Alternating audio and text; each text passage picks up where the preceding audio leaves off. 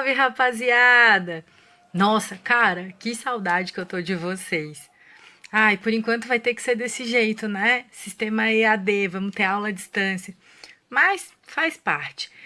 Tenho certeza que logo, logo a gente vai conseguir estar juntinho e se amando muito, né? Porque no mundo encantado da sala de aula, nós somos só amor, não é mesmo?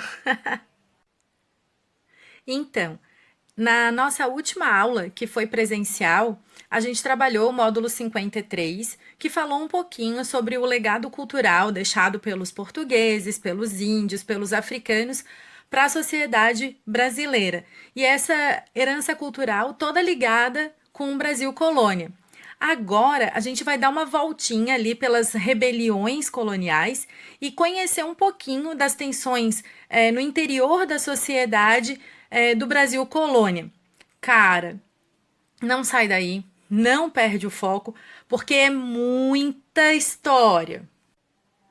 Para começar, a gente precisa ter em mente que o processo da colonização brasileira é uma mistura de diversos interesses, do Estado, dos mercadores, da igreja. Por exemplo, o Estado ele queria aumentar o seu poder e as suas riquezas, enquanto que os mercadores eles queriam obter mais lucros e privilégios comerciais, enquanto que a religião queria expandir a fé cristã e também catequizar os índios, converter os índios ao cristianismo.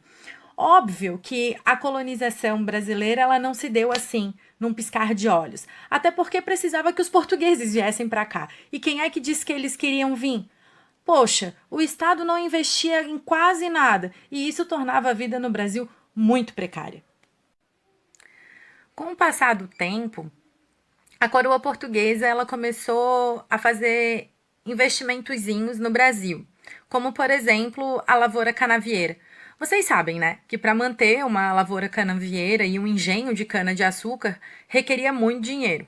E a coroa portuguesa não ajudava em nada. Então, quem tinha, ou quase nada, vai, quem tinha uma lavoura de cana-de-açúcar e um engenho, praticamente dava conta disso sozinho.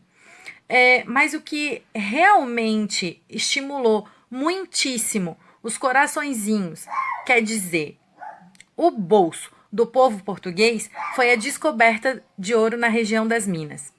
Tanto a lavoura canavieira quanto a descoberta do ouro gerou muito dinheiro para Portugal.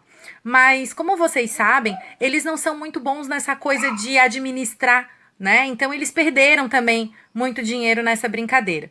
Uma outra galera que se sentiu muito estimulada para vir para o Brasil foram os jesuítas. Primeiro, porque eles pensaram que poderiam fazer a conversão dos povos nativos, né? E aí formaram as missões, ou reduções, ou aldeamentos jesuíticos, mas também com a vinda de colonos, eles pensaram: poxa, a gente pode fazer então a manutenção do zelo cristão dos colonos. Vendo todos esses aspectos, até parece que muitas vezes os colonos e a metrópole estavam de acordo e que eram super amiguinhos, né? Na verdade, nada disso acontecia. Muitas vezes, as autoridades metropolitanas elas não atendiam aos pedidos dos colonos e isso gerava um saragaço enorme. Então, é como se a gente pudesse ter uma soma: colonos descontentes mais uma metrópole autoritária. E isso resulta em várias revoltas no Brasil colônia. As que nós vamos estudar hoje vai ser a revolta de Beckman, a revolta contra o Quilombo dos Palmares e a revolta dos Mascates. A revolta de Beckman e a revolta dos Mascates, elas estão inseridas naquilo que nós chamamos de revoltas nativistas. Mas o que são revoltas nativistas? A tia vai explicar para vocês. As revoltas nativistas são aquelas que os colonos ficam #chateados com as autoridades metropolitanas locais. Ou seja, eles não estão focados lá na metrópole, na coroa portuguesa. Eles estão pensando somente no local onde eles vivem. Então, eles não estão desejando a emancipação de Portugal, eles não querem independência em relação a Portugal, eles só querem resolver o problema local. Fechou? A primeira revolta que a gente vai ver é a revolta de Beckman, que ocorre no atual estado do Maranhão durante o século XVII. Apesar de ter colonos luso habitando aquela região, era uma sociedade muito pobre e eles tinham algumas atividades econômicas, mas elas ocorriam em pequena escala, como, por exemplo, a lavoura canavieira, a pecuária de curtume, a lavoura de tabaco e a extração de vegetais. Por isso, os colonos viram na possibilidade de escravização indígena uma tentativa de ganhar dinheiro. Porém, com isso, eles entravam em conflito com os jesuítas que catequizavam os gentios. Vale lembrar que os jesuítas, eles faziam uso da mão de obra indígena para a extração das drogas do sertão. Por essa razão, os colonos não deram a mínima bola para o que os jesuítas estavam falando, e ao contrário disso, eles invadiram os aldeamentos e capturaram os indígenas, que já tinham sido aculturados. Guerra estava declarada. Os jesuítas, eles acabam ganhando apoio da coroa portuguesa, tendo em vista que a escravização indígena não gerava lucro para Portugal. Uma das coisas que a gente precisa ter em mente é que os portugueses, ou melhor, os governantes portugueses, eles não são bonzinhos e muito menos piedosos com os indígenas. Eles só apoiam os jesuítas porque a escravidão indígena ela não gera lucro, porque se gerasse lucro, quem teria levado ou recebido esse apoio da coroa teriam sido os colonos do Maranhão. Bom, para piorar toda a situação, em 1682, a política metropolitana instituiu a Companhia do Comércio, que iria vender pessoas escravizadas africanas. Além disso, ela teria todo o monopólio do comércio durante um período de 20 anos.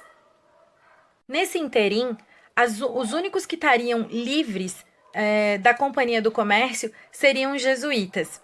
Bom, obviamente os colonos ficaram full pistola, principalmente com a coroa, e declararam revolta contra a Companhia do Comércio e contra os jesuítas. Quem liderou essa galera foram os irmãos Thomas e Manuel Beckman. Eles eram donos de engenho na região. Primeiro, eles atacaram o armazém da Companhia do Comércio do Maranhão e, em seguida, eles invadiram os aldeamentos indígenas. Vocês acham que a coroa portuguesa ia deixar isso barato? Vocês acham que autoridades metropolitanas iam gostar disso?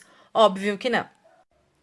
As consequências dessa revolta foram que algumas autoridades portuguesas acabaram sendo presas e alguns religiosos foram expulsos.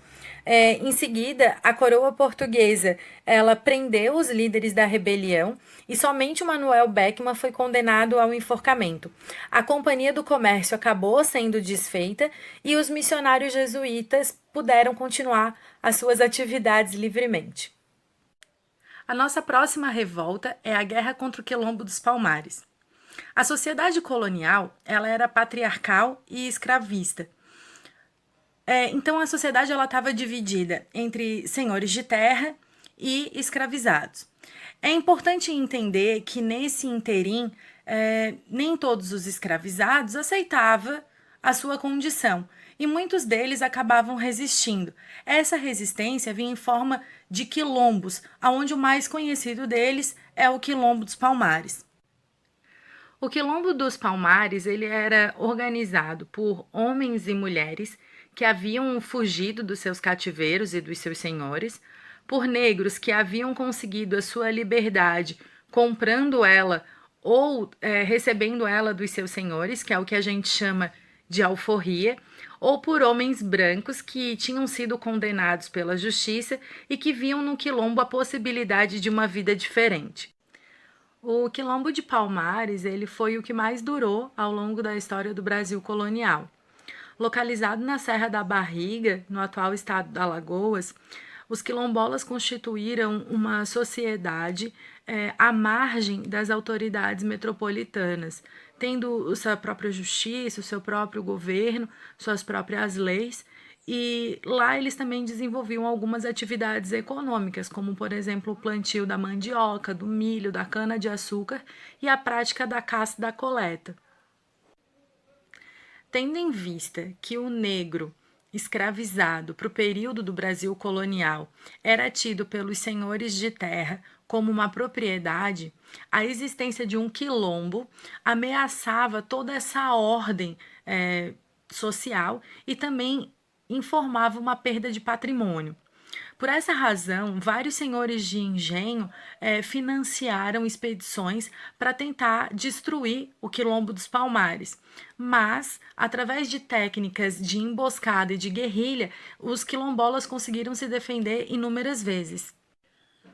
O Gangazumba, ele era o rei dos palmarinos. E o governador da capitania do Pernambuco já estava meio de saco cheio, assim, de ficar perdendo todas essas expedições de destruição do Quilombo dos Palmares. Então, o que ele faz? Ele chama o Gangazumba para um acordo de paz. A proposta era bem simples. Os quilombolas não receberiam mais os escravos fugidos, iriam se livrar das suas armas e não montar mais armadilha. Em contrapartida, o governo do Pernambuco deixaria eles viverem livremente no Quilombo, eles iriam plantar e poder negociar com os brancos. A proposta parecia bem interessante e o Gangazumba acaba aceitando. O Zumbi dos Palmares, que era o chefe militar do Quilombo, ficou full pistola com o acordo que o Gangazumba acertou com o governador da capitania do Pernambuco. E ele acaba enfrentando o Gangazumba, que morre envenenado. Após a morte do Gangazumba, quem vai assumir como rei do Quilombo dos Palmares vai ser o Zumbi. E o Zumbi vai acabar aceitando novos escravos fugidos, o que vai abrir um conflito sem precedente com as autoridades metropolitanas e coloniais. Novas expedições foram organizadas. A ordem agora é não fazer acordo e sim a destruição total do Quilombo. Em 1692, chega o bandeirante Domingos Jorge Velho no reduto quilombola, mas ele percebe essa força palmarina e acaba não conseguindo destruir o Quilombo. Em 1694, chega reforço com Zenóbio Ascioli, Sebastião Dias e Bernardo Vieira. Eles chegam com 3.000 homens na capitania do Pernambuco. Essas forças brancas todas somadas levam à destruição do Quilombo dos Palmares. No ano seguinte, o Zumbi é encontrado com alguns seguidores, aprisionado, decapitado e a sua cabeça é cravada num poste na praça de Recife. Bom, a história do Quilombo dos Palmares, ela está na memória coletiva como exemplo de resistência à escravidão e também de luta pela liberdade. Em Pernambuco, no início do século XVIII, um novo conflito surge. É a Guerra dos Mascates. Desde a expulsão dos holandeses de Recife, a cidade se tornou o centro da vida colonial, rivalizando com Olinda. Em Recife, viviam os comerciantes portugueses, que eram pejorativamente chamados de mascates, enquanto que em Olinda viviam os senhores de engenho. Olinda tinha se tornado o centro político-administrativo da capitania de Pernambuco.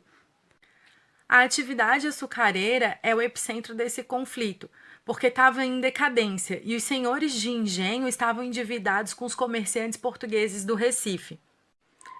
A Câmara Municipal de Olinda dominava Recife e os vereadores haviam decidido aumentar a tributação para arrumar os logradouros da cidade de Olinda, mas esse imposto recairia também sobre os comerciantes portugueses do Recife. Os comerciantes recifenses, eles não queriam pagar a tributação e acabavam incitando as autoridades metropolitanas a fazer a emancipação de Recife, que foi dada em 1710, elevando Recife à condição de vila. Com isso, os mascates puderam cobrar os endividamentos dos senhores de engenho, confiscando a produção açucareira. Como já era de se esperar, dentro desse cenário, os senhores de engenho ficaram como assim? Ficaram full pistola. E aí, o que eles fizeram?